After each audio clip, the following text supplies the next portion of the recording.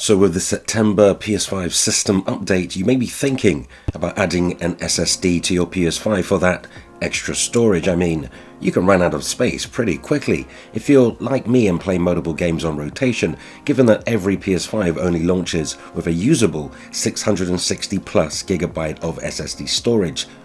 That's not a lot.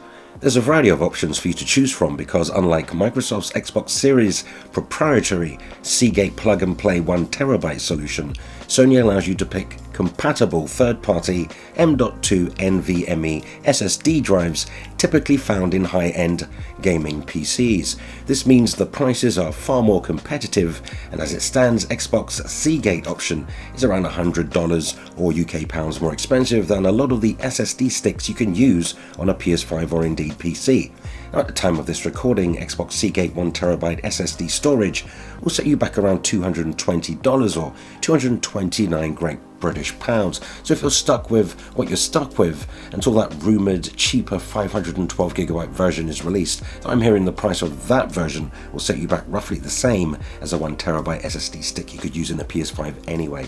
So Microsoft rumoured to be introducing a cheaper 512GB SSD for Xbox Series X and S, and it could cost as much as a 1TB standard M.2 SSD for use in PS5. Admittedly, Sony took its sweet time to allow us to expand PS5's SSD capabilities, though I much prefer the ability to use third-party SSDs at a far more affordable price. And proprietary really sucks. I mean, you can refer to the PlayStation Vita memory stick pricing debacle as an example. So Microsoft's option is plug and play, therefore easier to get the upgrade and get started, but honestly it took me less than 5 minutes to fit an SSD into PS5's bay, and I'm not that technically gifted, which is why we should all ignore the crazy fanboy rhetoric. People who purchase the wrong or right system are just looking to justify the purchase by spewing nonsense on the internet. However, I want to share my experience in installing safely and setting up the SSD, and the one major thing you should all avoid doing.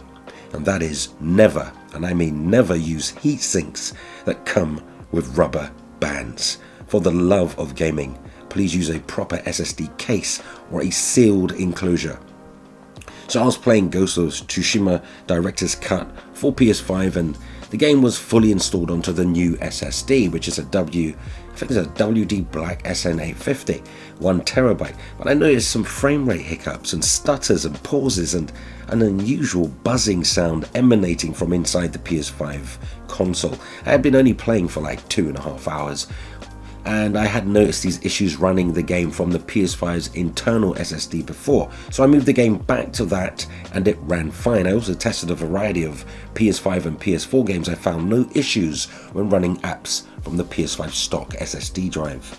So I opened and checked my PS5 SSD bay simply out of curiosity and concern, only to find the two rubber bands supplied with the third-party heatsink had literally melted and were stuck to the board.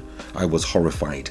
I was horrified to find the stick barely attached to the thermal pad, which allows for the heat to be dispersed, thus keeping the stick cooler and at optimal temperatures. You may think I merely purchased a dodgy cheap heatsink, but it wasn't the cheapest on Amazon and had a 4.5 star review and rating shot. So sure, when I ordered it, I was a bit naive to SSDs, but I thought it would be okay.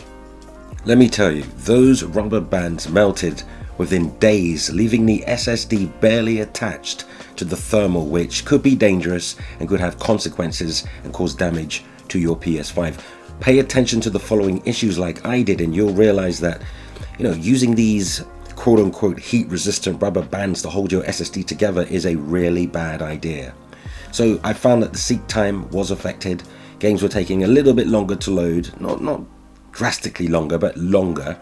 And I noticed throttling because the frame rate was just dodgy and stuttering, FPS stutters and odd sound coming from the PS5, and the fan seemed to work harder than usual. Incidentally, I didn't notice a burning smell of rubber, so it was melting away discreetly. Keep an eye on that. So now you know to stay away from those heat sinks that come with rubber bands and not an enclosure that come with screws.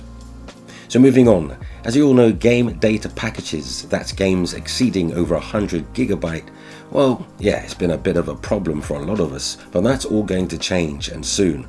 You may have noticed that PS5 game data packages are significantly less than both Xbox Series and PC, and it's because of something Sony added to PS5, and that's called Kraken. Kraken compression currently at around 50%, but it is possible to shrink and compress data down to 10% in the future. That means a 100GB game could be squashed down to just 10 gigabytes. I know, it's crazy. Internal PS5 SSD is approximately 5,500 megabytes per second, or 5.5 gigabytes, and a WD Black SN850 can do up to 7 gigabytes a second and is the only SSD on the market recommended by Mark Sony. If you take that into account with Kraken, I don't think you're going to have to upgrade to a 2 terabyte or what have you. I mean, if you want to go ahead, but these games are just going to get smaller and smaller, therefore take up less space. You're already seeing the results. So just a quick reminder, use a heatsink with an enclosure that preferably has screws holding the SSD in place. It's not worth the risk to your investment, and that PS5 is still very difficult to find. I think I decided early on that my PS5 would eventually be black, yes, faceplates, so I held off purchasing the official white 3D Pulse headset, and not so long ago I picked up the black DualSense controller and recently pre-ordered, coming October 29, the PS5 Midnight Black 3D Pulse headset. My PS5 is all black, even the WD Black SN850 inside it. The PS5 simply looks beautiful and deceptively more compact in black. Though what say you?